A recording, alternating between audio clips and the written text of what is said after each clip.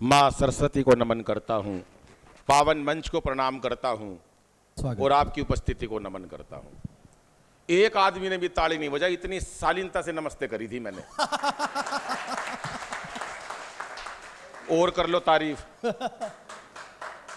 अंतर्राष्ट्रीय कवि है, ये है, वो है, देश के कोने कोने में गए। मैं आज तक कोने में नहीं गया बाबूजी। मैं किस लिए कोने में जाऊं जब यहां गोष्ठी हो रही है तो। लेकिन सच्ची बात ये है कि मेरे को प्यार करते हैं और बिंदल जी ने तो मेरा वो सफ़र शुरू देखा है, जब से आरंभ किया है। और मुझे वो भी दिन याद है जब इस IPX गोष्ठी का नामकरण भी नहीं हुआ था। तो सर आपको याद है ऊपर हॉल में एक पार्टी आपने की थी, मैं उस पहले दिन से इस गोष्ठी से जुड़ा हुआ हूँ। तो ये गोष्ठी मेरे लिए कोई कवि सम्मेलन नहीं है, मेरा परिवार है।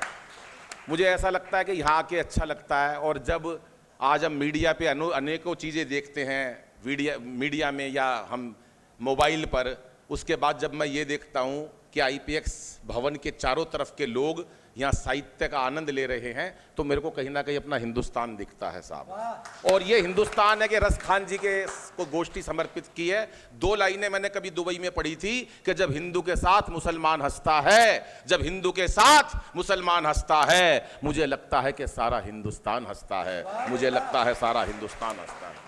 बताई रस खान जी ऐसे थे, उन्होंने बताया, कृष्ण भगवान की फोटो दिखाई, वो कृष्ण भगवान थे, उनको फिर जूते पहनाए। उससे पहले जिस बच्चे को वो उठाकर ले गए थे ना घर पे,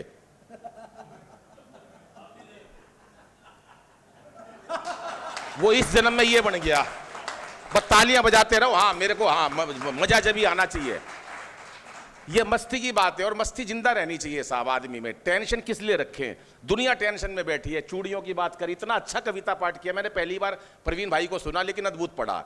चूड़ियों की बात करी, हमारी ये सुहाग की निशानी हमारी बहनों की, बिंदी हुई, चूड़ियां हुई। अब यहाँ जितनी बहनें बैठी हैं देख लो, सबने छोटी छोटी बिंदी लगा रखी है। परमीला जी देखो, सबने छोटी छोटी। कभी एकता कपूर के सीरियल देखना, जितनी बड़ी बिंदी पाओगी उतनी खतरनाक लुगाई पाओगी भाई साहब। इसकी वॉल्यूम बढ़ सकती है थोड़ी सी। हाँ ये हिसाब होता है। मैं तो बाबूजी स्कूल में गया, छोटा सा था 7 साल का, मेरे को तो इनकी बात से चूड़ियों से याद आ गया। संजय भाई मैं तो छोटा सा स्कूल में गया, मैंने देखा मैडम ने हिंदी के ऊपर बिंदी लगा दी। मैंने कहा ये क्या है मैडम? बोले ये अनुस्वार है, अनुस्वार। मैंने कहा अनुस्वार क्या होता? बोली बिंदी होती है बेटा ये। मैं घर पे आया बाबूजी, हमारे शादी थी किसी की, तो मैंने देखा मेरी भाभी गेट पे ही मिल गई है। हम 6-7 भाई, तो बड़ी भाभी थी, भाभी ने लगा रखी थी। मेरा ध्यान पड़ा एकदम। मैंने कहा भाभी ये क्या है? बोली तुम्हारे भैया। मसाला भैया तो दुकान गया है, ये कौन आ गया भाई सब यहाँ पर? ये दूसरा भैया कहां से आ गया? चलो बच्चा था, मैंने कहा भाई कैसे भी बेवकूफ बना लो।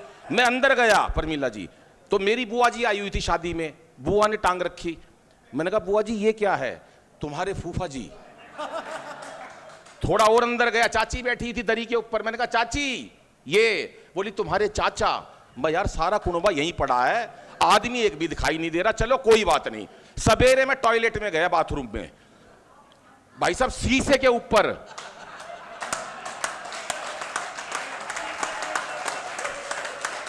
मेरा भाई टंगा पड़ा, टूटी के ऊपर चाचा। और अब सारा सदन तालियां बजा देना। दिक्कत तो जब मुझे कमोड के ऊपर फूफा जी नजर आ रहे थे। मिलकर एक बार बजाओ सारे ताली। क्या बात है, जिंदाबाद। तो जीवन में टेंशन नहीं रखनी चाहिए।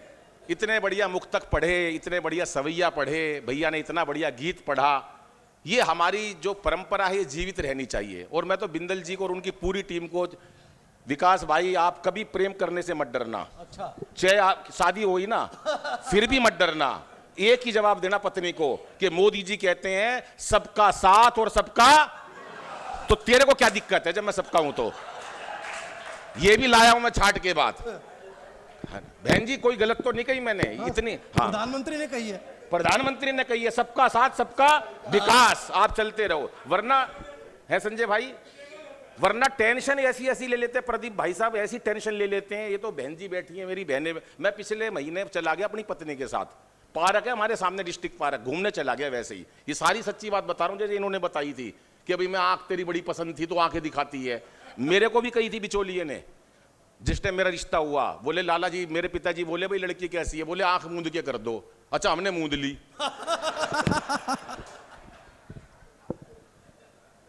जब खोली तो मैं परसों पिछले महीने पार्क में चला गया भाई साहब। पार्क में गया तो पार्क में घूम रहे थे, हम टहल रहे थे, मैं अपनी पत्नी के साथ घूम रहा था। एक सुंदर महिला ने बहन जी मेरे को नमस्ते कर दी। कोई गुनाह तो नहीं, इतना इंटरनेशनल कवि हो, नमस्ते कर दी तो क्या हो गया? आज 1 महीना हो गया लुगाई को टेंशन लिए हुए मेरी।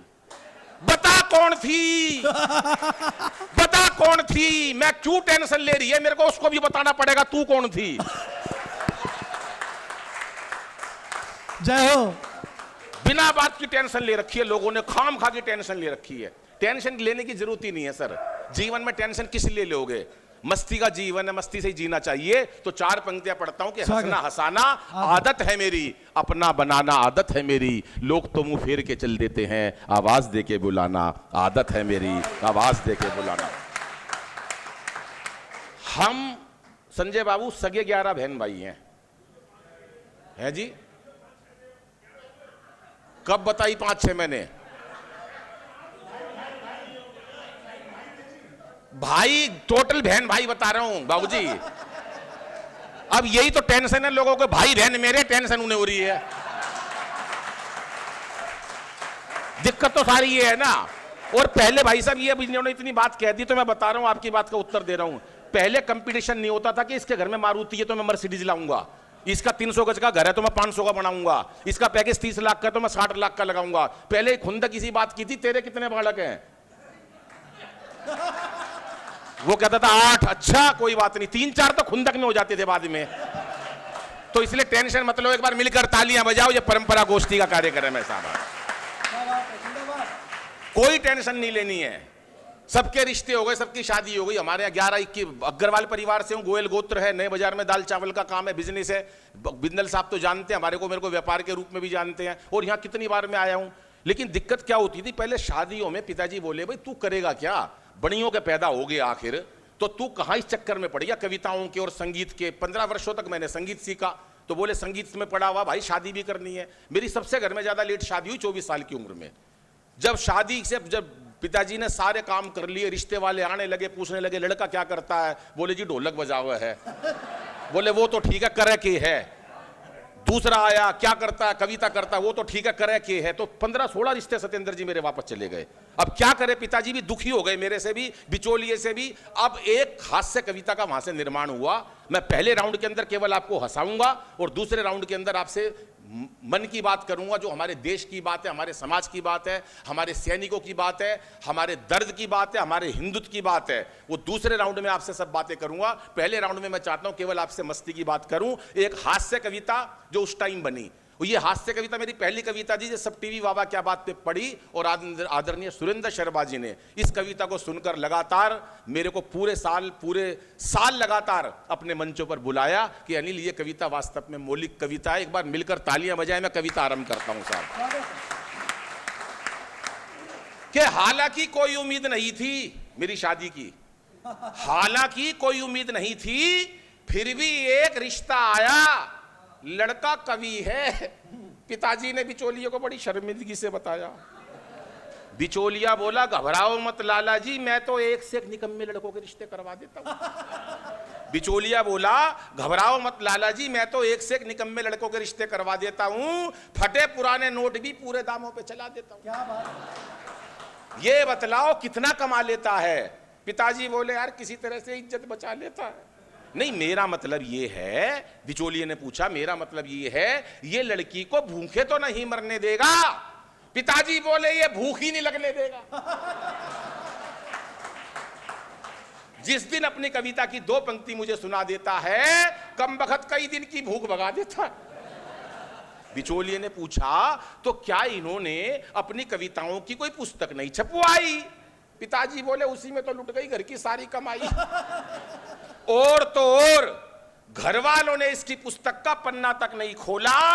एक रिश्तेदार ने गलती से 2-3 पन्ने पढ़ लिए थे, भाई साहब वो हमसे आज तक नहीं बोला। अब तो शर्मा जी किसी तरह से इसके हाथ पीले करवा दो, हमें लड़की वालों की सारी शर्तें मंजूर है, तुम ये लड़का पास करवा दो। अब कविता के मध्य में आता हूं। उधर लड़की के पिताजी को पता नहीं कैसे भनक लग गई, उधर लड़की के पिताजी को पता नहीं कैसे भनक लग गई, लड़का इंटर मोहल्ला कवि है। नेशनल तो सुने थे उनने। इंटर मोहल्ला कवि। लड़का इंटर मोहल्ला कवि है, गुप्तचरों से पता चल गई। कहने लगा इतना जुल्म नहीं ढा सकता शर्मा जी, लड़की किसी कवि से नहीं ब्याह सकता। अब बिचौलिए ने देखा यार ये तो बात बिगड़ गई, इसके रिश्ते पहले ही बहुत कम आ रहे हैं और लाला जी ने कह के भेजा ये रिश्ते की बात बनानी है।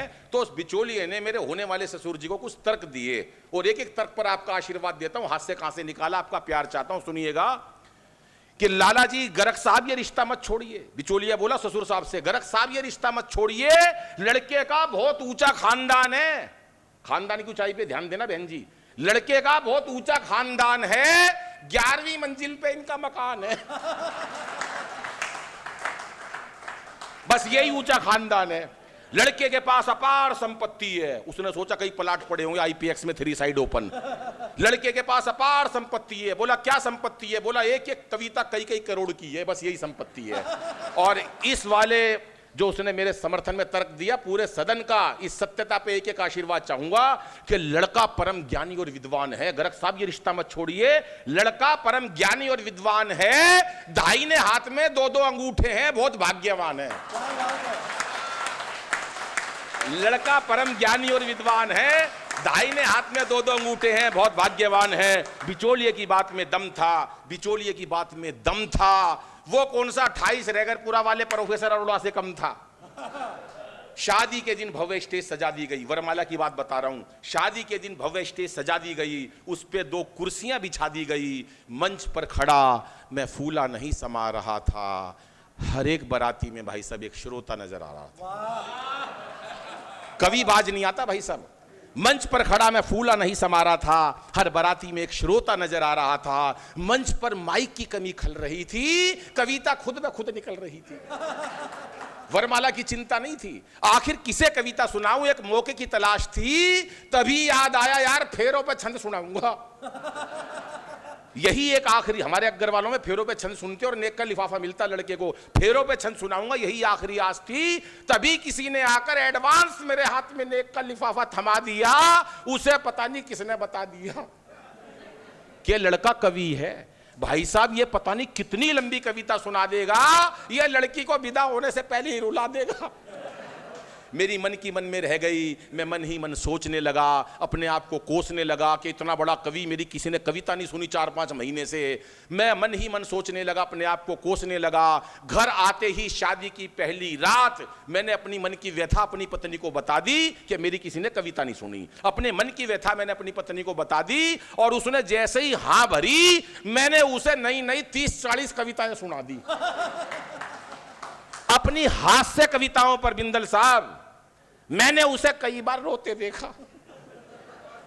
रो रही थी वो हास्य कविता पे, मैंने उसे कई बार रोते देखा और जब करुण रस की रचनाएं सुनाई तब खुश होते देखा। पता ही नहीं चल रहा कौन पागल है दोनों में से। कविताओं की गहराई में वो इतना खो गई, भाई साहब मुझे नहीं पता चला कब सो गई। और उस दिन ये एहसास हुआ, तालियां बजाना, उस दिन ये एहसास हुआ कि नारी वास्तव में ही त्याग की मूरत है और एक सफल कवि बनने के लिए भाई साहब पत्नी की बहुत जरूरत है, पत्नी की बहुत जरूरत है, पत्नी की बहुत जरूरत है। हास्य रचनाएं यूं तो भरमार हैं, लेकिन मंचों पर चुटकुले बहुत हो गए हैं। मैं भी जब काव्य पाठ करता हूं मंचों पर लगभग 25, 30, 40 चुटकुले सुनाता हूं। लेकिन ये एक ऐसा मंच है जहां पर मेरे को मन से कविताएं सुनाने का मन करता है। और जगह हम बहुत मोटा लिफाफा लगाकर थोड़ा सुनाते हैं, या हमें लिफाफा बहुत थोड़ा मिलता है। कविताएं हम इतनी सारी सुनाते हैं, क्योंकि बिंदल जी से जब भी बात होती है वो कहते हैं अनिल क्या लेगा। मैंने कहा सर मैं आपसे तो मांग ही नहीं सकता। फिर भी वो कहते तू चिंता मत कर, 7-8 हजार की तो मैं ताली ताली बजवा दूंगा। तो एक बार बजा दो, कितने हजार की तालियां बजा रहे हो जरा? 2000 की हो गई, बढ़ाओ थोड़ी। आदरणीय शायद ओम प्रकाश है विधायक महोदय, सर आइएगा, स्वागत है आपका। बाबूजी प्रणाम। सर नमस्ते सर। अब बाबूजी आ गए तो एक लपेटे में नेताजी की पैरोडी सुना देता हूं। हाँ अभी मेरे को एकदम रस चेंज, आज कहा ना कि सारे रंग दिखाने हैं। कितने लोग देखते हैं नेताजी लपेटे में? अरे बड़ी तगड़ी टीआरपी यार मेरी तो, तूने कम पेमेंट में बुला लिया। जरा एक बार तालियां बजाओ, सुनाता हूं। थोड़ी आवाज बढ़ेगी क्या इसकी? थोड़ी आवाज बढ़ाओ ब्रिजमोहन, थोड़ी सी बढ़ा दे यार, गा के पढ़ना, गला कहीं से खराब हो रहा है। हल्की आवाज बढ़ा दे, हल्की बढ़ा दे। हाँ हाँ भाई ठीक है। कि जो पूछेंगे तुमको बताना पड़ेगा। इको बढ़ गया दोस्त, इको ज्यादा हो गया, गूंज रहा है ना हॉल। ये बहुत लगभग 3-4 महीने पुरानी पैरोडी है, जब केजरीवाल साहब अंदर गए। देखो यहाँ पार्टी का मामला नहीं, केवल मस्ती की बात है ना, मस्ती की सुनिएगा बात। तो केजरीवाल साहब से ईडी सीबीआई पूछताछ कर रही थी। अभी पीछे से चीते लाए मोदी जी बाहर से। मैंने एक चीते से पूछ लिया, मैंने कहा यहां पर तो सीबीआई ईडी चल रही है, तुम्हें डर नहीं लगा? चीता बोला नहीं, मैं तो वहीं से भाजपा ज्वाइन करके आया हूं। तो कोई जरूरत नहीं है मोदी जी से, किसी प्रकार से कोई दिक्कत नहीं है। वो जो करते हैं वो बहुत बढ़िया करते हैं, और आज मोदी जी का जलवा पूरा देश बोल रहा है। एक बार ऐसे प्रधानमंत्री के लिए भी जोरदार तालियां बजाएं साहब। हमारे संजय बाबू का कोई मुकाबला नहीं है। मैं उतरा, मैंने कहा 500 रुपए खुले देना। भाई साहब 130 रुपए दे दिए। अरे मैंने कहा 500 रुपए दो, 130 दे दिए। मैंने कहा बाकी? बोले 370 खत्म। कर लो, क्या करोगे किसी का? एक से एक लोग पड़े हैं। तो जब केजरीवाल जी ईडी सीबीआई के चक्कर में घिर रहे थे, तो एक पैरोडी मेरी जो बड़ी वायरल हुई, वो मैं सुनाता हूं। जेल जाने से पहले की बात बता रहा हूं। कि जो पूछेंगे तुमको बताना पड़ेगा, ईडी बुलाए चाहे सीबीआई पूछे रे तुमको जाना पड़ेगा। ओए जो पूछेंगे तुमको बताना पड़ेगा, बताना पड़ेगा। अंतरा सुन के मजे लेना। सतेंद्र ने अंदर से आवाज दी है। तालियां थोड़ी हैं साहब। इस पंक्ति पे झूम गए थे जो नेता बैठे थे भाजपा और कांग्रेस के। कि सतेंद्र ने अंदर से आवाज दी है, सारी प्लानिंग मिलकर आपने की है। आलाप सतेंद्र ने अंदर से आवाज दी है, सारी प्लानिंग मिलकर आपने की है। उसी दोस्ती, अरे उसी दोस्ती का कर्जा चुकाना पड़ेगा। जो पूछेंगे तुमको बताना पड़ेगा, बताना। मीटिंग हुई कांग्रेस की, खड़गे साहब बैठे, सारे बोले भाई चुनाव होने वाला है, मोदी जी कह रहे हैं, हम ये कह रहे हैं कि हमारी, खड़गे साहब बोले मोदी जी की टक्कर में कौन लड़ेगा? तो कोई नहीं बोला कि उनके सामने कौन खड़ा होगा। बोले भाई कोई तो खड़ा हो, किसी की हिम्मत नहीं पड़ी। तो उन्होंने केजरीवाल साहब से पूछा, अखिलेश से पूछा, भैया उनके सामने खड़े हो गए? तो उन्होंने एक पैरोडी के माध्यम से पूछा। मस्ती लेना, 1.5 मिनट की पैरोडी है, बहुत बढ़िया। ये भी बहुत सुपर हिट हुई, जिसपे कई करोड़ वायरल हुई। वो सुनिएगा क्या पूछा खड़गे साहब ने मोदी जी के सामने। कि 2024 में मोदी जी को कैसे है हराना,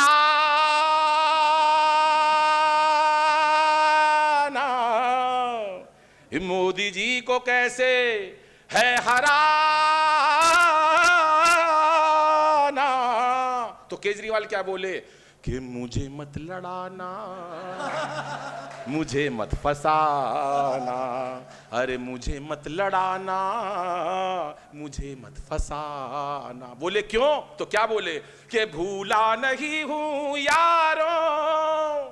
केजरीवाल साहब से पूछा क्यों नहीं लड़ रहे? उत्तर सुनो कि भूला नहीं हूं यारों, अब तक काशी तब से रुकी ना मेरी,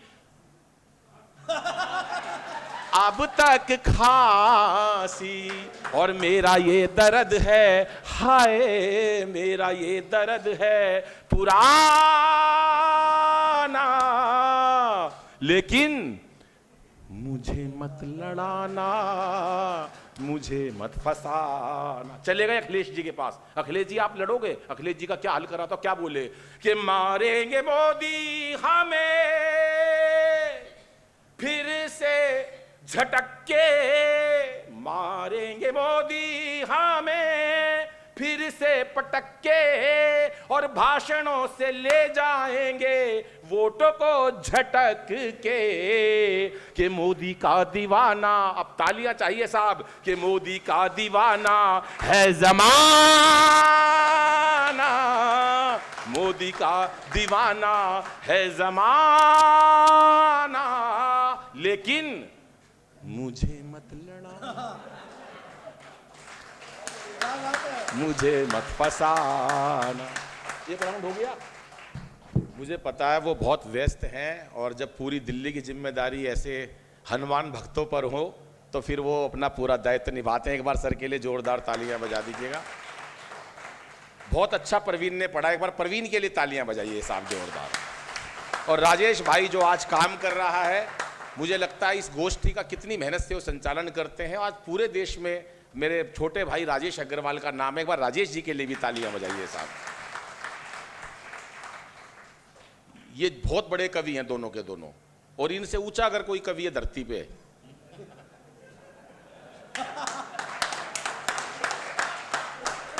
नहीं वो है जी, है। मोदी जी की मत पूछो सर, ये इतने बड़े नेता हैं, मैं आज से नहीं जानता हूं प्रकाश जी को, मेरी कम से कम 1856 से जान पहचान है। मैं बहन प्रमिला जी झूठ नहीं बोल रहा, पिछले जन्म में मेरे फूफा जी लगते थे ये, जब से मैं जानता हूं। और इतने नेक और जिंदा दिल थे, जब भी देशभक्त थे। तभी तो आज कोई मखौल है क्या दिल्ली जैसे शहर के अंदर इतनी सीटों के अंदर से अपनी सीट निकाल जाना? ये कोई मखौल है क्या? ये जिंदा दिल, राष्ट्रवादी, समर्पण, त्याग, मेहनत, तपस्या का फल है जब कोई नेता बनता है। मैंने त्याग इनका 1856 में ही देख लिया था। अच्छा, हाँ, पर मैं सच बता रहा हूँ कि मैं बहुत छोटी सी घटना से जोड़ता हूँ, क्योंकि मैं चाहता हूँ आपके चेहरों पर, मैं गंभीर ही पढ़ूंगा आगे, लेकिन कुछ चाहता हूँ आपके चेहरों पर भी मुस्कुराहट आए। कनाट प्लेस की बात है बाबूजी, वो एक चीनी बैठा, एक पाकिस्तानी बैठा, एक हमारे ओम प्रकाश जी बैठे, तीनों कॉफी पी रहे थे, मैं बराबर में बैठा हुआ। पाकिस्तानी ने जैसी कॉफी खत्म करी, कप हवा में उछाल दिया, कप के गोली मार के कप तोड़ दिया, कि जिस कप के अंदर बैठकर एक बार कॉफी पी लेते हैं दोबारा नहीं पीते, हम पाकिस्तान के लोग हैं, हमारा जलवायु कुछ और है। चीनी जिस कुर्सी के ऊपर बैठा था, कॉफी खत्म करते ही वो कुर्सी हवा में उछाल दी, कुर्सी तोड़ के मारी, 2 गोली मारी कुर्सी के, तोड़ दी। बोला हम चीनी हैं, जिस कुर्सी के ऊपर बैठकर एक बार कॉफी पी लेते हैं दोबारा नहीं पीते। ओम प्रकाश जी, पूरे देश की इज्जत का सवाल है, ताली ऐसी बजा देना जो आधे घंटे से पहले उठे नहीं यहां से। जैसे ही कॉफी खत्म करी, पहली गोली मारी पाकिस्तानी के ठा, दूसरी मारी चीनी के ठा, बोले जिसके साथ एक बार कॉफी पी लेते हैं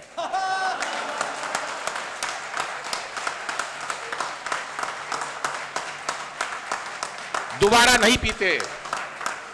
अभी मेरे को 15 दिन पहले मिले विधानसभा में, मेरे से बोले नहीं मेरे साथ कॉफी पी ले। मैंने कहा नहीं सर, मैं नहीं पीऊंगा। देखो अब ये चेहरे पर मुस्कुराहट आई ना, आप कहीं चले जाओ सर, ये वाली मुस्कुराहट नहीं ले पाओगे, क्योंकि ये मुस्कुराहट यहीं मिलती है। दुनिया ने टेंशन बना रखी हर काम को। मैं तो मूलतः हरियाणा से हूं, तो हरियाणा की मस्ती तो हरियाणा की है। और छोटी सी 1-2 बात और भी बता देता हूं। एक हरियाणा के बच्चे से पूछ लिया मास्टर जी ने, बेटा कांग्रेस की स्थापना किसने करी, इसका जन्म कब होया? बच्चा हमारे रोहतक का था, बोला मास्टर जी मन्ना नहीं बेरा, कांग्रेस की स्थापना किसने करी, इसका जन्म कब होया? पर नू बेरा इसका नाश कौन करेगा?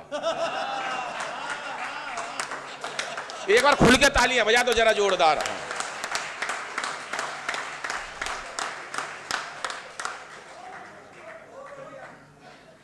आज हास्य का मेरा विषय जो था वो मैंने पहले राउंड में आपको आधे घंटे हंसाया, और अभी 1-1.5 घंटा और भी मैं चाहता हूं कि आपके चेहरों पर मुस्कुराहट आए। लेकिन जो आज का विषय है, क्योंकि मेरे को ऐसे श्रोता नहीं मिलते, मंच पर हास्य की डिमांड करते हैं तो 1-1.5 घंटा हास्य ही रहता है। मेरे को मेरी मन की रचनाएं पढ़ने का टाइम नहीं मिलता। आदरणीय बैठे हैं, मैं ज़्यादा देर तक नहीं लंबी कविताएं पढ़ूंगा सर, आप बैठेंगे तो मैं पढ़ लूंगा। पर मैं बाबूजी आप मेरे को भी छोटा मोटा मत समझो, मैं सच बता रहा हूं। मेरे पास बहन जी मोदी जी का फोन आता 12:30 बजे, धारा 370 हटी, किसी को नहीं पता देश में, वो सोच रहे हैं कि किसी ने हटाई। मेरे पास बहन जी 12:30 बजे फोन आया था मोदी जी का, बोले नील क्या करना है? मैंने कहा हटा दो। ऐसे मत देखो घूर के। इनके पास बाबूजी, आपके पास आया कभी मोदी जी का फोन? नहीं आया, मेरे पास आता है। फिर दोबारा बहन जी आया, बोले राम मंदिर का क्या? मैंने कहा राम मंदिर बनवा दो, तो मैंने राय दी उनको राम मंदिर बनवा दो, तो वो राम मंदिर बना। ये सब नोटबंदी हुई, मेरे पास फोन नहीं आया, इसके पास आया, तो गलत राय दी ना इसने, तो ये हो जाता है। अभी मेरे से कह रहे थे अनिल इतनी तूने देश में काम करे हैं, इतना तू बड़ा कवि है, कोई तूने आज तक निस्वार्थ काम करा है, कुछ चीज ले ले। मैंने कहा क्या? बोले पद्म श्री ले ले। ये मान ही नहीं रहे मेरी बात, विश्वास ही नहीं कर रहे हैं। ऐसा नहीं कि कम पैसों में आ गया तो विश्वास नहीं करोगे। बोले पद्म भूषण ले ले। मैंने कहा नहीं जी कोई बात नहीं। आखिरी में बात ठहरी कि पद्म भूषण दे दो अनिल को। तो बाबूजी मैं सच बता रहा हूं, इतना बड़ा त्याग करा हो ना। अब ये बाबूजी से मैंने कहा, ओम प्रकाश जी से 15 मिनट बैठो, ये समय का त्याग है। मैंने भी बहुत तगड़ा त्याग कर रखा है। मेरे से बोले पद्मश्री ले ले। मैंने कहा कब दोगे? बोले आज का दिन बताया था शाम को 5 बजे। बोले द्रौपदी मुर्मू में खाली है, ले ले आज। मैंने एक ही बात कही, मैंने कहा आज वो ओम प्रकाश जी आएंगे IPX भवन में और मेरे को कविता पाठ सुनेंगे। ये पद्मश्री तो मैं बाबूजी फिर ले लूंगा।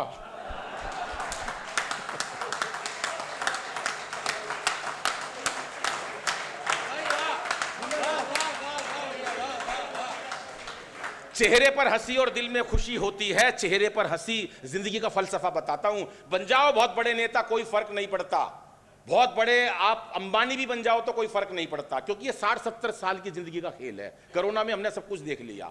कोई 80 जी जाएगा, कोई 70 जी जाएगा, कोई 60 जी जाएगा। खेल ये इतना ही से सफर है। इस सफर का फलसफा बताता हूं मैं तो अग्रवाल हूं, बढ़िया हूं, बहुत व्यापार किया नए बाजार में, खूब पैसा सब कुछ देखा, शोहरत भी बहुत मिली है। लेकिन जिंदगी का फलसफा अंबानी बनना नहीं है, तेंदुलकर बनना नहीं है। शोहरतें मिल जाएंगी तो क्या हो गए। मन में 4 पंक्तियां बताता हूं क्या है जीवन, कि चेहरे पर हंसी और दिल में खुशी होती है। बन जाओ आप कुछ। अगर सारे दिन कुंठित हो, ईर्ष्या में घिरे हुए हो तो सारा जीवन बर्बाद है। मैं तो अपने व्यापारियों से भी कहता हूं कि सारे दिन में बेच दिया आपने 10 मोटर दाल की, नीचे बैलेंस शीट निकाल दी, शाम को आज 5 लाख रुपया कमाया है। कभी शाम तक ये हिसाब बनाया करो, कभी ये भी रोकड़ मिलाया करो, मैं सारा दिन में हंसा कितना हूं। क्या बात है। हम लोगों ने हंसी बंद कर दी, एंजॉय बंद कर दिया, तो डॉक्टरों ने एंजियोग्राफी शुरू कर दी। एक बार जोरदार ठाका लगा दो सत्येंद्र भाई, 88,000 नाड़ी खुल जाती हैं। कितनी? मन ने नहीं कही, रामदेव ने कही है। एक बार जोरदार ठाका लगा दो, 88,000 नाड़ी खुल जाती हैं। ये बोला मेरी भी खुल गई। मैं तेरे अंदर टोटली 2,000 नाड़ी हैं। 88,000 कहां से खुल जाएंगी? एक बार मैंने मंच से बात कह दी, एक बार जोरदार ठाका लगा दो, 88,000 नाड़ी खुल जाती है। पब्लिक में से एक आदमी खड़ा हो गया, बोला मेरा तो नाड़ा खुल गया। मैंने कहा ये नाड़ा क्या होता है? बोला नाड़ी का हस्बैंड। मैंने कहा कैसे? बोला इस पे ई की मात्रा नहीं होती है। बजाओ मिलकर एक बार ताली साहब। और जिंदगी का फलसफा बताता हूं। जिंदगी का फलसफा क्या है कि चेहरे पर हंसी और दिल में खुशी होती है। चेहरे पर हंसी और दिल में खुशी होती है। सही मायनों में यही जिंदगी होती है। हम जो भी कर्म करते हैं खुशी के लिए करते हैं। पैसा कमाना, बच्चों की अच्छी शादी हो गई, बड़ा मकान ले लिया, कार ले ली, दुकान ले ली, मकान ले लिया, सब कुछ हो गया केवल खुशी के लिए। प्रभु का नाम भी शांति के लिए लेते हैं। तो चेहरे पर हंसी और दिल में खुशी होती है। सही मायनों में यही जिंदगी होती है। और हंसना किसी इबादत से कम नहीं। किसी और को हंसा दो तो बंदगी होती है, किसी और को हंसा दो तो बंदगी होती है। आइए मैं विषय पर आता हूं। थोड़ी थोड़ी रचनाएं जो मेरे मन की हैं आपके सामने पढ़ के सुनाता हूं। 4 पंक्तियां गौ माता के लिए। छोटे छोटे विषय रखूंगा, 2-2, 3-3 मिनट के। आपको पता भी नहीं चलेगा कब हमारे ये 15-20 मिनट पूरे हो गए, क्योंकि एक समय निर्धारित है कि इस समय पर हमको कार्यक्रम समाप्त करना है। क्योंकि आदरणीय ओम प्रकाश जी जो सनातन हमारे देश, हमारी गौ माता हर चीज से जुड़े हुए हैं, मुझे लगता है कहीं अगर वो उनका जरा सा भी इस तरफ ध्यान होगा तो उनको अच्छा लगेगा और वो आशीर्वाद भी देंगे। सुनिएगा गौ माता के बारे में 4 पंक्तियां जो 10 साल पहले लिखी थी, शायद अब कभी 5-4 साल बाद अब सुनाने का अवसर मिला। सुनिएगा कि माँ, हम बचपन में होते थे तो माँ हमें सिखाती थी कि बेटा गंगा माँ, ये धरती मैया, ऐसे बोलते थे। ये दुर्गा माँ, जन्म देने वाली माँ, और गौ माँ, ऐसे बोलते थे। तो हमें लगा कि हमारी कुछ माएँ होती हैं। हमने हिंदू धर्म में कितनी माएँ बना रखी हैं। हमारे देखो वात्सल्य, हमारी ममता कितनी ऊंची है। तब जब गौ माता की ऐसी हालत देखी, तब 4 पंक्तियां ये कवि कहता है। सुनिएगा साहब कि एक गंगा है माँ सबकी, माँ धरती माँ भवानी है। एक गंगा है माँ सबकी, माँ धरती माँ भवानी है। एक माता जन्म देती, मिली ये जिंदगानी है। एक गौ माँ को हम भूले भूलिए हो रही हमसे, नहीं एहसास ये हमको, उसकी आंखों में पानी है। नहीं एहसास ये हमको, उसकी आंखों में पानी है। नहीं सुनता कोई पीड़ा, वो मैया रो रही देखो। जुल्म के बोझ को यारों, वो कब से ढो रही देखो। हमें एहसास कब होगा, पाप जो हो रहा हमसे, मिटा के भूख हम सब की, वो भूखी सो रही देखो। मिटाकर भूख हम सब की। ये कविता एक ऐसा माध्यम होता है, वो जो बातें हम सब जानते हैं, उन बातों को किस प्रकार से कवि पिरोता है अपनी भाषा में, अपने छंदों में, माँ सरस्वती की कृपा से। क्योंकि कविता करना खेल नहीं है। पूछो इन फनकारों से, ये लोहे को काट रहे हैं कागज की तलवारों से। क्या बात है। और अभी भैया ने एक बहुत अच्छा गीत पढ़ा, क्या जीवन में बचा है। कई बार जीवन में हानि लाभ नफा नुकसान होता है, व्यापार में भी होता है। तो एक शायर ने 4 पंक्तियां बहुत अच्छी कही, मैं नाम भूल रहा हूं उनका, कि जल गया घर तो बचा ही क्या है, जल गया घर तो बचा ही क्या है, अरे बच गया मैं तो फिर जला ही क्या है। जल गया घर तो बचा ही क्या है, और बच गया मैं तो फिर जला ही क्या है। इस मेहनत से बनती है तकदीरें यारो, वरना हाथों की लकीरों में रखा ही क्या है हाथों। इसलिए जीवन में कभी कोई टेंशन मत लेना, किसी परेशानी में मत आना साहब। लेकिन अभी जो नारी के साथ हो रहा है, आपने देखा होगा क्या जुल्म हो रहे हैं, क्या कुरीतियां चल रही हैं, और गर्भ में मार देते हैं बेटियों को। तब 4 पंक्तियां कहूंगा और आपको अच्छी लगे। इस मंच पर मैं ये पंक्तियां जरूर कहता हूं, चाहे मैं कितना भी हास्य कर लूं। केवल 10 मिनट आपके बीच रहूंगा, और मैं चाहता हूं कि आप भरपूर प्यार इन छंदों पर, हास्य पे जितना दिया उतना ही प्यार भी। सर बहुत ज़्यादा इमरजेंसी तो नहीं ना, कोई ऐसा तो नहीं है? अच्छा ठीक है जी, मेरे पास भी मोदी का फ़ोन आ ही रहा है। हाँ जी, नहीं बैठे, वो कह रहे हैं मैं बैठूंगा सुनूंगा, जा ही नहीं रहे वो। हाँ नहीं मैं बता दूं अगर जाएंगे तो। एक बार बजाओ सर के लिए ताली। देखो होता क्या है, हाथ से निकलता है प्यार से, मोहब्बत से। अगर दिल साफ हो तो सामने वाला बड़ी अच्छी तरह उस बात को लेता है, क्योंकि आपका मन साफ होना चाहिए, कहने वाले का जज्बा अच्छा होना चाहिए। वरना हाथ से निकालने के लिए केवल बच्चा बनना पड़ता है, और सामने वाले को भी बच्चा बनना पड़ता है। वीआईपी होना नहीं पड़ता, हाथ से इन्हीं बातों से निकलता है। कभी गंभीर बातों से। दिक्कत यह है हमारे जीवन में कि हम गंभीर बातों को तो हंसी में उड़ा देते हैं, और हंसी की बातों को गंभीरता से ले लेते हैं। जिस दिन हमें यह एहसास हो गया कि कौन सी बात को कहां लिया जाता है, तो दोस्तों जो नारी के लिए 4 पंक्तियां कहना चाहता हूं कि आज हमारी बेटियों को गर्भ में मार देते तो मेरा मन बड़ा पीड़ित हुआ। कभी पर्दा प्रथा चलती थी, राम मोहन राय आए उन्होंने बंद कर दी। उससे पहले सती प्रथा चलती थी, नारियों पे अत्याचार था कि जलना पड़ेगा, कितनी बुरी कुरीति थी वो। फिर दहेज की कुरीति आज भी चल रही है। लेकिन ये जो बेटियों को गर्भ में मारने लगे, ये तो घोर पाप था। तब 4 पंक्तियां मैंने कही कि इसे बेटा बना पालो तो ये इतिहास छू लेगी, इसे बेटा बना पालो तो ये इतिहास छू लेगी। करो विश्वास बेटी पर तो ये विश्वास छू लेगी। कभी जीवन में बेटी को नजरअंदाज मत करना, जरा से पंख खोलोगे तो ये आकाश छू लेगी, जरा से पंख खोलोगे तो ये आकाश छू लेगी।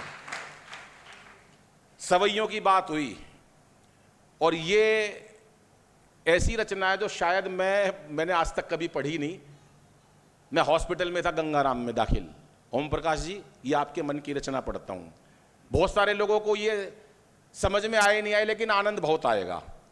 कितने लोग हैं जो जाते हैं जानते हैं कि संगीत में 7 स्वर होते हैं, सारे गामा पाधा निसा, सब जानते हो सारे गामा पाधा निसा। मैंने 10-15 वर्ष संगीत सीखा, सीनियर डिप्लोमा किया तबले में, सीनियर डिप्लोमा किया गायकी में। गुरु छोटे लाल जी जो दिल्ली टीवी के म्यूजिक डायरेक्टर हैं, उनसे मैंने सीखा।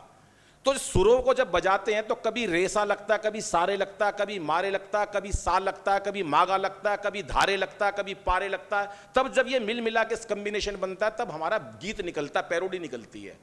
तो श्री कृष्ण भगवान से पूछा कि हे प्रभु, आप जब भी बांसुरी बजाते हो, मैंने हजारों सवैये सुने, ऐसे ऐसे सवैये लिखे, मेरे भाई ने कमाल कर दिया। लेकिन मैंने अपनी तरह का एक सवैया लिखा है, आप सुनना कि इस सवैये में क्या विशेष बात हो सकती है। कि कृष्ण भगवान से पूछा, हे कृष्ण भगवान, आप जब बांसुरी बजाते हो आप बहुत प्यार करते हो, हम गोपियां आपसे इतना प्यार करती है, राधा मीरा आपसे प्यार करती हैं, भले ही मीरा बाद में आई लेकिन दिल में तो पता नहीं कब से वो प्यार करती थी कृष्ण भगवान से। कोई एक जन्म का रिश्ता नहीं होता, ये भक्ति का रिश्ता लाखों करोड़ों साल का होता है। बोले कन्हैया ऐसा कैसे करते हो आप लोग कि हमसे प्यार ही नहीं करते, सारा दिन बांसुरी बजाते रहते हो। तो कृष्ण ने जो जवाब दिया वो मेरी कल्पना है। और आप यकीन मानना, जिस टाइम मैं बेड पे था गंगाराम हॉस्पिटल में लगभग 2 वर्ष पहले, तो इस कविता को ठीक कर रहा था उस बेड पर लेटे लेटे, जब मेरा एक ऑपरेशन हुआ था।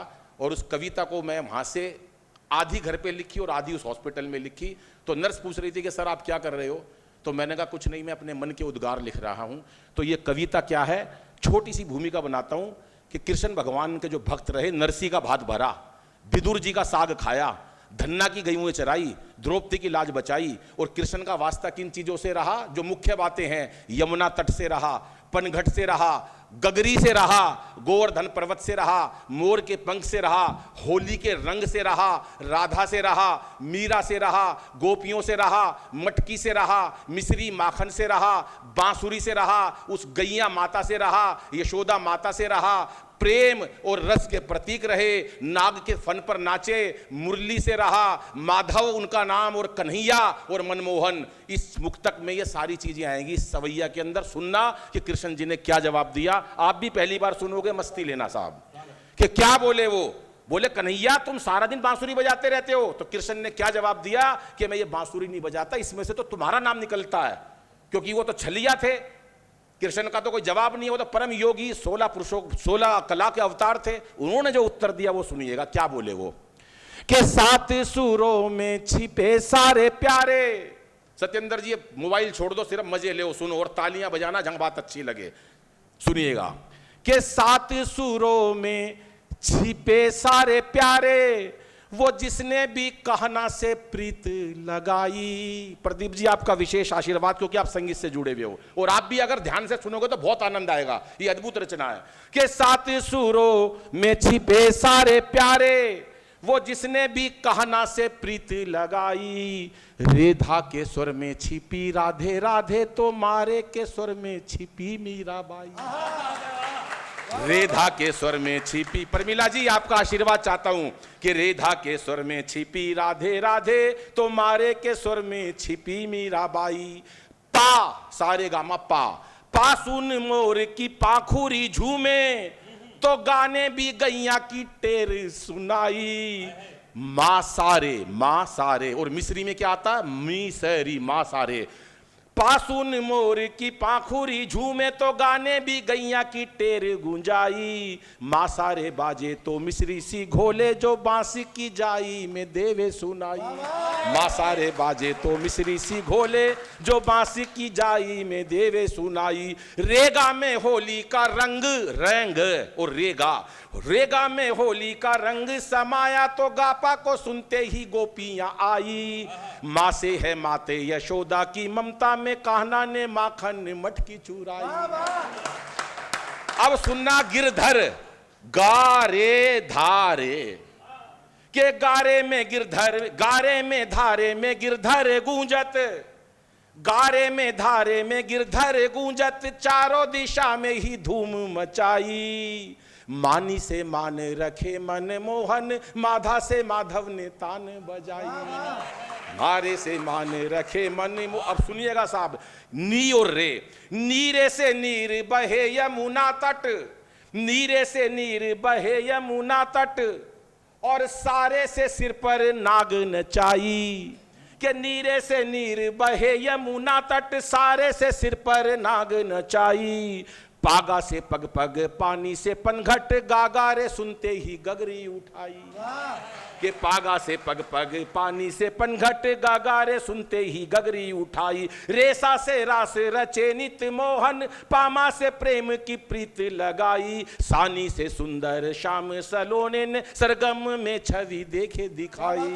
के सानी से सुंदर श्याम सलोने की, सरगम में छवि देवे दिखाई। और अब उनके 4 भक्त सुनना, कि नीरे से नीरे सा, नरसी में क्या आता है, नारस, यानी नीरे सा। अब देखिए कहां शब्दों का प्रयोग और सरगम को कैसे ढाला है कि नीरे सा नरसी का नाम पुकारे। नीर, जब मैं नीरे सा बजाता हूं तो नरसी भक्त निकलता है। नीरे सा नरसी का नाम पुकारे तो धानी से धन्ना की गहुएं चराई। और नीरे में नारी की पीर सुनी तब दौड़ पड़े प्रभु लाज बचा।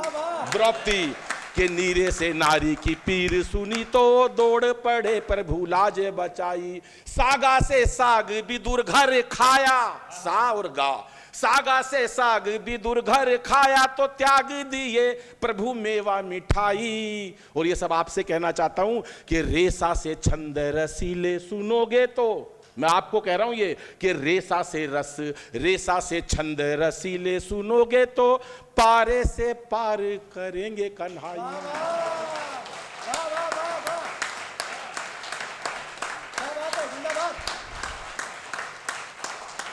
ये एक प्रयोग था मेरा कि बहुत सारे मुक्तक और छंद बने। अब मैं एक अंतिम कविता पढ़कर अपना स्थान लूंगा और इस कार्यक्रम को विराम देंगे। 7:20 का समय हो गया है, 7:30 तक मुझे बोला गया था। तो मैं एक अंतिम ऐसा गीत सुनाना चाहता हूं जो गीत मुझे बहुत प्यार करते हैं वीरस के कवि। मैं वीरस का कवि नहीं हूं, मैं हास्य का कवि हूं, लेकिन मेरे मन में उद्गार जगते हैं तो मैं माँ की कविता भी पढ़ता हूं, बेटियों की भी पढ़ता हूं। लेकिन मैं ये अंतिम इसका, क्योंकि 15 अगस्त का दिन गया है, आज जो हम खुशियां मना रहे हैं अपने सैनिकों की वजह से मना रहे हैं, और हमारे मोदी जी हो या चाहे राजनाथ सिंह जी हो, तमाम ऐसे लोग जो हमारे सैनिकों को प्यार करने लगे, उनका सम्मान बढ़ा, तमाम उन्होंने ऐसे कार्य किए जो हमारा उनका हौसला बढ़ा। एक बात कहना चाहता हूं, बस केवल 6-7 मिनट, 9 पंक्ति की कविता है और 2-1-2 मिनट भूमिका में लूंगा कि हम लोग, व्यापारी लोग, जब अपनी मांगे मानते हैं तो धरना कर देते हैं, प्रदर्शन कर देते हैं कि गवर्नमेंट हमारी मांगे मानो। हमारे साथ ये बात हो रही है और यहां तक कि किसान भी प्रदर्शन धरना करने लगे हैं कि हमारी मांगे मानो। हमने तमाम डॉक्टर्स को देखा भी वो धरना प्रदर्शन करने लगे। लेकिन एक बात का उत्तर देना, कभी आपने किसी सैनिक को या सेना को हमारे देश में प्रदर्शन धरना करते हुए देखा है क्या? क्या उनकी कोई मांगे नहीं हो सकती, उनके मन में कोई पीड़ा नहीं हो सकती? लेकिन वो इसलिए अपनी बातों को नहीं कहीं भी जायज बताते, अपनी मांगों को लोगों के सामने नहीं कहते कि अगर हम ही धरना प्रदर्शन करेंगे तो इस देश को कौन बचाएगा। क्या बात है। ऐसे सैनिकों का सैल्यूट करना चाहिए। और मैं आदरणीय बिंदल जी हों, चाहे संजय भाई हों, विकास जी हों, योगेंद्र जी हों, प्रदीप जी हों, और हमारे इतने सम्मानीय हमारे विधायक महोदय जिनको मैं शुरू से ही जानता हूं, और मैं उनकी तारीफें भी लगातार, क्योंकि मेरा घर विजेंद्र गुप्ता जी के नीचे वाला है जी, जहां विजेंद्र गुप्ता जी रहते हैं उनके नीचे वाला फ्लैट मेरा है। लगातार जब चर्चा होती है तो बहुत आपकी तारीफ सुनता हूं मैं, और मैं ये भी जानता हूं कितने जिंदा दिल हैं आप और कितना सनातन के लिए कार्य करते हैं। दोस्तों, देश में वो सैनिक सीमा पर खड़ा है, गोली लग जाती है, उसे पता 2-3 मिनट में मरने वाला हूं, जाने वाला हूं, शहीद होने वाला हूं, तो उसके मन के उद्गार क्या हो सकते हैं? मेरी सिर्फ कल्पना है, आपको अच्छी लगे तो आज का समापन बहुत बेहतरीन ढंग से उन सैनिकों के चरणों में ताली बजा के करना, सुनना मेरी क्या कल्पना है उन सैनिकों के लिए। और ये भाषा साहित्यिक नहीं है प्रमिला जी, देशी भाषा का प्रयोग किया है, क्योंकि वो बेटे नेताओं के नहीं होते, वो बेटे साहूकारों के भी नहीं होते, वो गांव के बच्चे होते हैं जो सेना पर लड़ते हैं, गरीब परिवारों के होते हैं जो देश के लिए जान देते हैं। इसलिए मैंने शब्दों का प्रयोग भी वो करा जो बड़ा सहज और सरल हो। सुनना अगर अच्छा लगे तो आपका प्यार चाहूंगा। हाँ भाई सुनो कि श्वास का अंतिम पहर हूं, थोड़ी सी वॉल्यूम बढ़ानी पड़ेगी दोस्त। श्वास का अंतिम पहर हूं, हो गई जीवन की शाम, अरे मेरा अंतिम गीत सुन लो फिर हमारी राम राम। मेरा अंतिम गीत सुन लो फिर हमारी राम राम, फिर हमारी राम राम। अक्सर मैं ये गीत गाते हुए बहुत भावुक हो जाता हूं। हास्य का कवि हूं, हर कवि भावुक होता है, अतिरिक्त भावुक होता है। जब मैं ये कविता पढ़ता हूं मेरा मन अंदर से बहुत नम हो जाता है। तो आप बड़े मन से सुनेंगे तो मुझे अच्छा लगेगा, क्योंकि ऐसे श्रोता मिलते नहीं हैं। श्वास का अंतिम पहर हूं, हो गई जीवन की शाम, अरे मेरा अंतिम गीत सुन लो फिर हमारी राम राम। उसे पता भी मेरा शव मेरे घर पहुंचेगा। कितना दुख होगा मेरे माँ और मेरे पिता को, मेरी पत्नी को। है तो इंसान ही ना, चाहे सीमा पर लड़ रहा है, लेकिन भीतर हाड़ मांस का पुतला ही तो है। संवेदनाएं और मोह और प्यार तो है ना। तो क्या कहता है कि घर जाओ तो ये बोल देना, शायद उनको कुछ शांति मिल जाए। तो क्या कहता है वो कि जब मेरी लाश घर पे जाए, मेरा शव जाए, तो ये बात बोल देना कि हो गया बेटा समर्पित भारती की शान में, हो गया बेटा समर्पित भारती की शान में। फिर जन्म लूंगा पिता से कहना हिंदुस्तान में, फिर जन्म लूंगा पिता से कहना हिंदुस्तान में। और माँ का दिल बड़ा रोता है साहब। हो सकता है उसको चैन पड़ जाए ये लाइन कहने से कि हो गया बेटा समर्पित भारती की शान में, अरे फिर जन्म लूंगा पिता से कहना हिंदुस्तान में। और माँ से कहना पा लिया है, रो मत मेरी माँ, माँ से कहना पा लिया बेटे ने जन्नत का मकाम। अरे मेरा अंतिम गीत सुन लो फिर हमारी राम राम, मेरा अंतिम गीत सुन लो फिर हमारी। साउथ भारत के एक नेता ने कहा, मिल जाते हैं अशोक चक्र पद्मश्री, अशोक चक्र परमवीर चक्र नेताओं, इनको शहीदों को। उसके बाद अखबार में पढ़ा कि उनकी विधवा पेंशन के लिए चक्कर लगा रही है। 8-10 साल पहले जब ये मैंने खबर पढ़ी तो मन को बड़ा पीड़, लाइन काट दी गई बिजली की, पैसे नहीं थे जमा कराने के लिए। तो कैद कभी भी शहीद ये बात, सैनिक ये बात नहीं कहता, लेकिन अनिल अग्रवंशी कहता है कि आप बेशक हम शहीदों को पदक मत दीजिए, आप बेशक हम शहीदों को पदक मत दीजिए। रो रहा परिवार बेबस ख्याल उनका कीजिए, भूख से बच्चे न तड़पे कर दो इतना इंतजाम। अरे मेरा अंतिम गीत सुन लो फिर हमारी राम राम। और अंतिम 3 पंक्तियां पढ़ता हूं साहब। एक बहन की आंखों में आंसू आ गए हैं सुनकर भी। ये मेरा देश है, हम चाहे कितने भी आज एडवांस हो जाएं, लेकिन मुझे पता है ये मेरा परिवार है, मेरा हिंदुस्तान है। हो जाए अमेरिका बहुत आगे पैसों में, जापान टेक्नोलॉजी में हो जाए, चाइना बड़े बड़े खड़ी कर ले बिल्डिंग की, कोई फर्क नहीं पड़ता। ये हिंदुस्तान, ये मानव संस्कृति और सभ्यता संस्कारों से चलती है, और संस्कार का मुकाबला मेरे भारत के लिए कोई नहीं कर सकता दुनिया में। मेरा भारत पहले भी नंबर 1 था, आज भी संस्कारों में नंबर 1 रहेगा। जहां मां की बात सुनकर, देश की बात सुनकर बहनों की आंखों में आंसू आ जाते हैं, तो ऐसे जगह पर यह कविता पाठ, अंतिम 3 पंक्तियां पढ़ता हूं और आज की गोष्ठी को विराम देंगे भरपूर तालियों के साथ। खड़े हो जाते हैं वो ऊपर जाकर -10 डिग्री के अंदर, हम 4 डिग्री में दिल्ली के अंदर खूब हिलते हैं, कई रजाइयों के बावजूद भी चैन नहीं आता, हीटर लगाने के बावजूद भी। 45 डिग्री तापमान के अंदर हमको एसी चाहिए, 30 डिग्री के अंदर भी, लेकिन वो 60 डिग्री में खड़े होते हैं। दोस्तों, हमें कभी चिंता नहीं होती कि सीमा पर, चाहे वो मेरे पुलिस वाले भाइयों, चाहे वो हमारे सैनिक भाइयों, कितनी मेहनत से जाते हैं। साउथ भारत के एक नेता ने बयान कर दिया, अरे मर जाते हैं तो क्या हो गया, पैसे भी तो मिलते तनख्वाह के, यहाँ इतने लोग बैठे हैं। अगर आज विधायक महोदय कह दे 5 लाख रुपए मैं देता हूं और सीमा पर कोई खड़ा होकर दिखा दे, साहब ये जज्बा है जो देश के लिए धड़कता है, पैसों के लिए जान नहीं दी जा सकती साहब। ये मेरा हिंदुस्तान का सैनिक है जो सिर्फ जज्बे के लिए, पैसा तो एक माध्यम है रोटी चलाने के लिए, वो तो भगवान ने ड्यूटियां बांट रखी है, लेकिन क्या किसको ड्यूटी दी है ये ईश्वर की मर्जी है। तो साहब अंतिम 3 पंक्तियां पढ़ता हूं, वहां केवल तिरंगा होता है, कोई नहीं होता। और जब हम मरते हैं तो ये सोचते हैं हमारे को ये चाहिए, मेरा बंगला कहां है, मेरा बच्चा कहां है, मेरा पोता कहां है, मेरी कितनी जायदाद पड़ी है। लेकिन सैनिक अगर जाता है तो क्या सोचता है, अंतिम 3 पंक्तियों में अगर आपको लगे कि मैंने आत्मा चीर के रख दी है, तो एक एक श्रोता की भरपूर तालियां चाहूंगा, सुनिएगा साहब। सैनिक जाने वाला है, अंतिम 2 मिनट, अंतिम 10 सेकेंड कि धड़कने अब गीत वंदे मातरम गाने लगी। अंदर से आवाज आ रही है धड़कनों के, धड़कने अब गीत वंदे मातरम गाने लगी।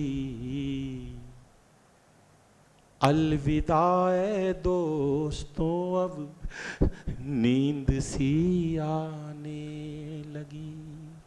अलविदा ए दोस्तों अब नींद सी आने लगी। मूंद कर आंखें करूं मैं उस तिरंगे को सलाम। मेरा अंतिम गीत सुन लो फिर हमारी राम राम। श्वास का अंतिम पहर हो गई जीवन की शाम। अरे मेरा अंतिम गीत सुन लो फिर हमारी राम राम। फिर